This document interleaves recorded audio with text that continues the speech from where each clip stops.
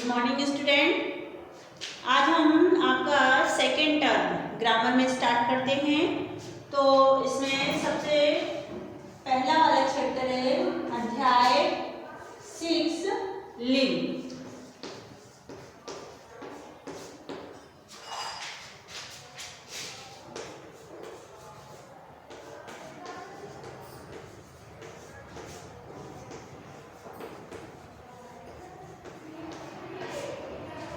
ठीक है, हिंदी व्याकरण का अध्याय 6 लिंग। लिंग क्या होता है? स्त्री और पुरुष का ज्ञान कराने वाले जो शब्द होते हैं वो लिंग कहलाते हैं। स्त्री और पुरुष का ज्ञान कराने वाले शब्द लिंग कहलाते हैं। जैसे देखिए इधर चित्र आपको दिया है, माली फूल तोड़ रहा है, मालिन फूलों की माला बना रही है, शेर दहाड़ रहा है, शेरनी अपने बच्चों को लाड़ कर रही है। उपयुक्त चित्रों को देखने व उनके नीचे लिखे वाक्यों में रंगीन छपे शब्दों को पढ़ने से पता चलता है कि ये शब्द दो प्रकार के हैं, मालिन व शेर पुरुष जाति का तथा मालिन और शेरनी स्त्री जाति का ज्ञान करा रहे हैं। अब इसकी डेफिनेशन क्या हो गई? पुरुष व स्त्री जाति का ज्ञान कराने वाले शब्द लिंग कहलाते हैं। ठीक है, तो अब आपकी डेफिनेशन क्या हो गई? स्त्री या पुरुष जाति का ज्ञान कराने वाले शब्दों को लिंग कहते हैं। अब लिंग के हम भेद देखते हैं। भेद मतलब प्रकार। लिंग के प्रकार ये दो प्रकार के होते हैं, एक स्त्रीलिंग और दूसरा पुल्लिंग।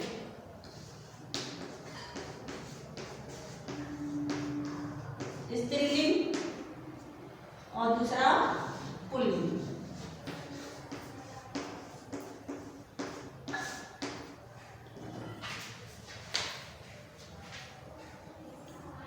पुल्लिंग और स्त्रीलिंग, आप इसमें पहले पुल्लिंग दिया है, दूसरा स्त्रीलिंग दिया है।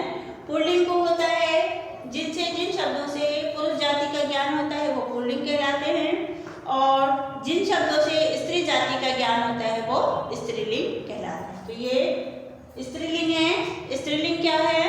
जिन शब्दों से हमें स्त्री जाति का ज्ञान होता है वो स्त्रीलिंग है, और जिन शब्दों से हमें पुरुष जाति का ज्ञान होता है वो पुल्लिंग है।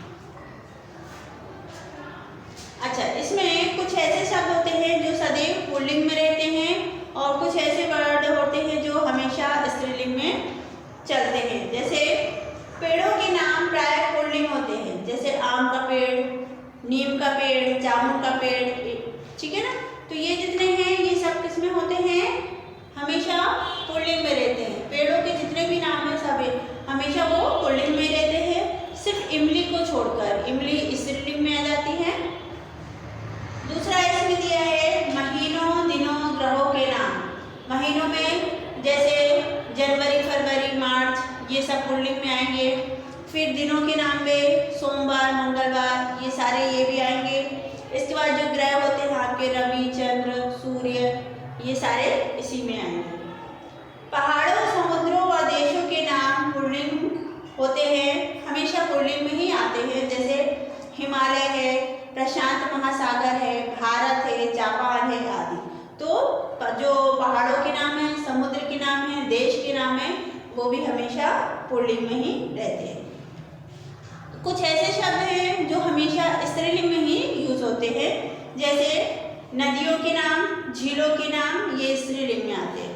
नदी जैसे गंगा, यमुना, कावेरी, ये सब किसमें आएगा? स्त्रीलिंग में आएगा।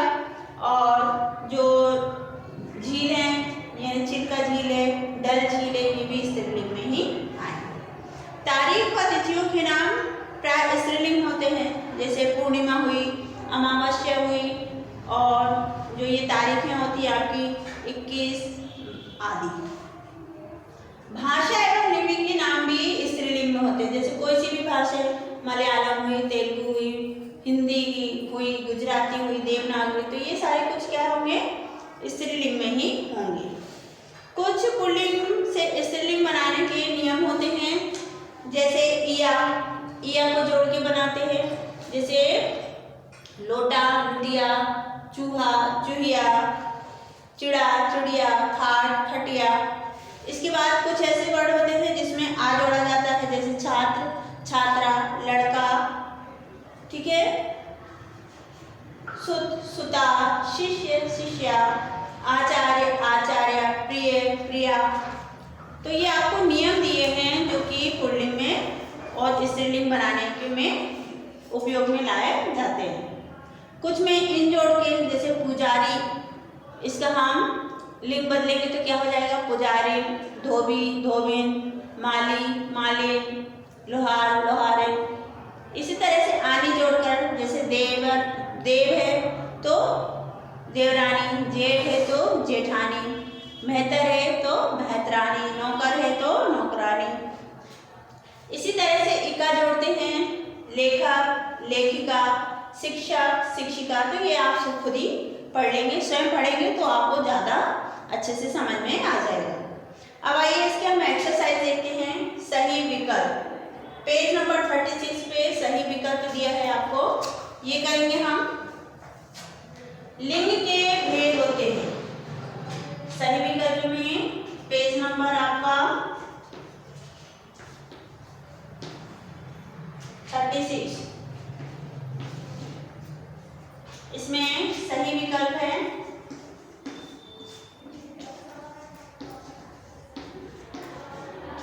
सबसे पहला है, लिंग के भेद होते हैं 2, 3, 5।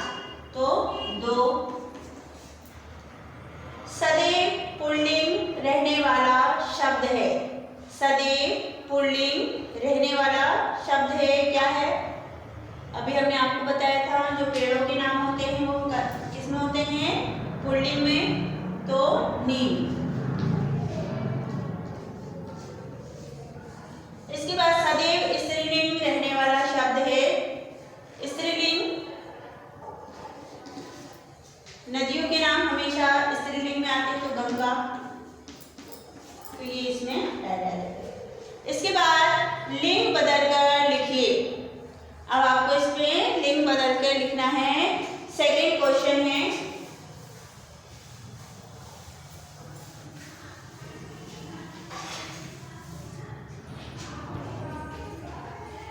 पुजारी, इसका हो जाएगा पुजारी। क्वेश्चन नंबर 2 है, लोटा, लुटिया।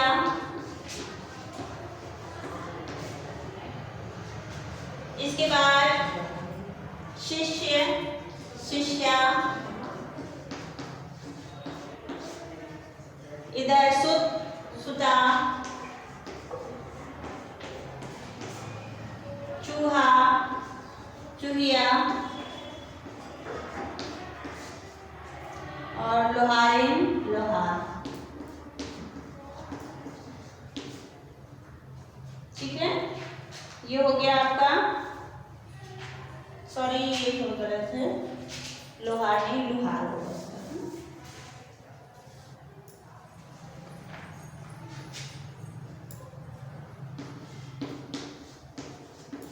लुहार, लुहार का लुहार। इसके बाद क्वेश्चन नंबर 3 में देखिए, मैचअप करना है आपको। रेखा खींचकर पुल्लिंग या स्त्रीलिंग से मिलाना है। तो ये आप खुद करेंगे। बाजरा स्त्रीलिंग है या पुल्लिंग? यमुना, मेढक, गीदड़, सोना, इधर है जी, लाठी, मेघ, तमिल और चश्मा। तो ये आप खुद करेंगे मैचअप। इसके बाद ऐसे 5 शब्द लिखिए जो पुरुष व स्त्री दोनों के लिए समान रूप से प्रयोग किए जाते हैं। ये भी आप खुद करेंगे। दिए गए चित्रों के लिंग लिखिए। यहाँ आम बना है, कुर्सी बनी है, चश्मा बना है। तो ये आप, इसको भी आप खुद कर लेंगे, ठीक है ना। अब आ जाइए आपका अध्याय 7।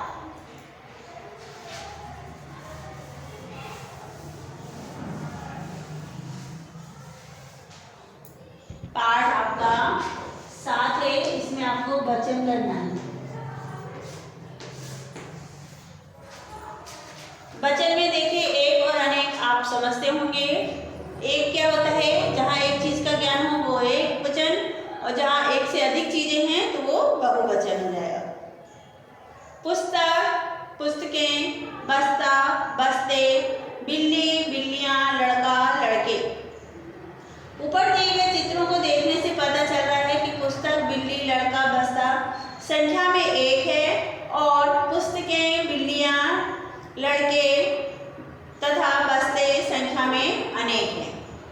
शब्द के जिस रूप से किसी प्राणी या वस्तु के एक अथवा अनेक होने का बोध होता है उसे वचन कहते हैं। अभी हमने आपको बताया कि वचन क्या है, जिन संज्ञा या सर्वनाम की संख्या बताने वाले शब्द को हम वचन कहते हैं, या फिर बोल सकते हैं कि जिन शब्दों से हमें एक या अनेक का पता चलता है उसे हम वचन कहते हैं। अब यहाँ भी वचन के प्रकार में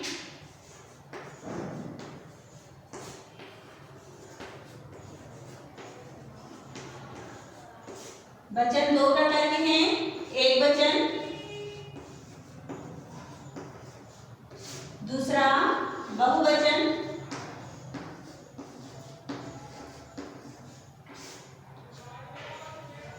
एक वचन शब्द के जिस रूप से उसके एक होने का बोध होता है, यानी जिन शब्दों से हमें एक होने का पता चलता है उसे हम एक वचन कहते हैं। जैसे यहाँ आपको उदाहरण दिया है, चूहा, तारा, आँख और पतंग। ठीक है। इसके बाद बहुवचन है, शब्द के जिस रूप से उसके अनेक होने का बोध होता है उसे बहुवचन कहते हैं। यानी शब्द के जिस रूप से हमें एक या एक से अधिक का ज्ञान होता है उसे हम बहुवचन कहते हैं। तो ये आपको बहुत सारे उदाहरण दिए हैं, चूहे, तारे, आँखें, पतंगे। ठीक है, तो ये आप पढ़ लेंगे।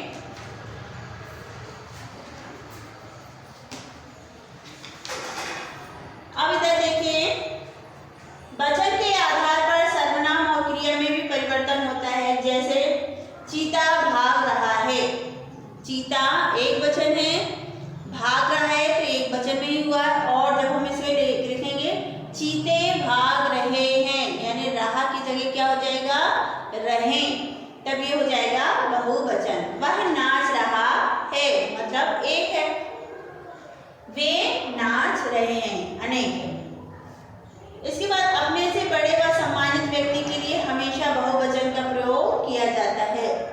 अपने से जो बड़े हैं, जिसे हम सम्मान करते हैं, वो रहते तो एक ही हैं, लेकिन हम उनको जब यूज करते हैं, उनके लिए वर्ड यूज करते हैं तो वो बहुवचन के रूप में आते हैं। जैसे हम बोलते हैं दादाजी।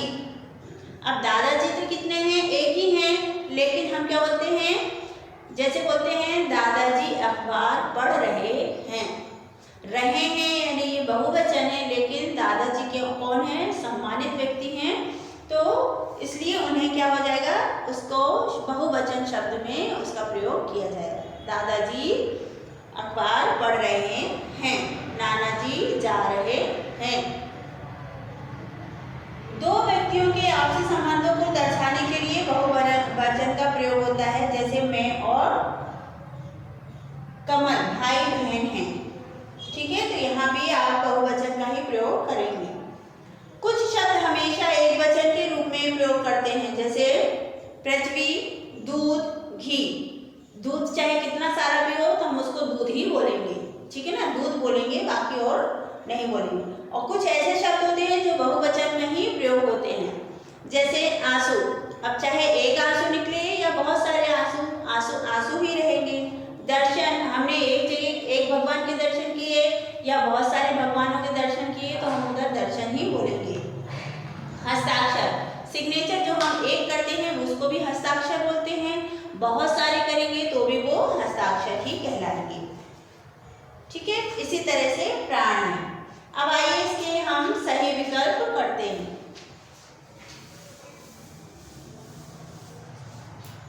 इसके सही विकल्प करते हैं पेज नंबर 40।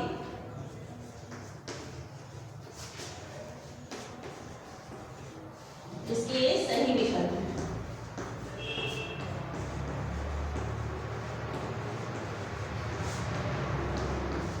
देखिए, ये सब कुछ आपने 4th क्लास में पढ़ा हुआ है तो इसको ज़्यादा डीपली हमें समझाने की ज़रूरत नहीं है। ठीक है। दवाई शब्द का बहुवचन है। दवाई शब्द का बहुवचन है।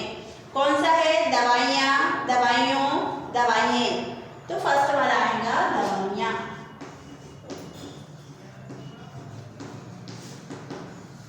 ठीक है। इसके बाद सेकंड वाला पेज नंबर 41 का है। पुस्तकें शब्द का एक वचन है। पुस्तकें शब्द का एक वचन क्या है? पुस्तक। तीसरा, सदैव बहुवचन में रहने वाला शब्द है। बहुवचन में रहने वाला शब्द क्या है? आंसू। अब चाहे वो एक आंसू निकले या बहुत सारे, बहुवचन में ही प्रयोग होगा। ठीक है। अब इसके बाद आपको फिर से इसी तरह से दिया है, रेखा खींचकर एक वचन या बहुवचन से मिलाना है। छात्रगण क्या है? बहुवचन है कि एक वचन? यह है बहुवचन, छात्रगण। बिल्ली एक वचन, बस्ते, बस्ते बहुवचन। बाल, बाल भी बहुवचन में आएंगे। आँख एक वचन। बहन, पौधा, दर्शन, ये सारा को छापकर किस में आएगा? एक वचन, बहुवचन में ही आएगा। ठीक है। पाठशाला, पाठशाला एक है तो एक वचन। जनता, जनता बहुवचन में आएगी। रंगीन शब्दों के वचन बताइए। अब आपको वचन बताना है। उसकी आंख से आंसू बह रहे, बह निकले। कौन सा वचन है? आंसू। आंसू किस में आएगा? बताइए। बहुवचन। आंसू बहुवचन में आएगा। उसकी जुराबें गंदी हैं। जुराबें बहुवचन में आएगा। सोना सस्ता नहीं है। बताइए। सोना सस्ता नहीं है, ये किस में आएगा? बहुवचन में आएगा। और आकाश में बादल छाए हैं, तो ये भी बहुवचन में ही आएगा। ओके। नेक्स्ट अगले क्लास में हम पढ़ेंगे, अगली क्लास में पढ़ेंगे हम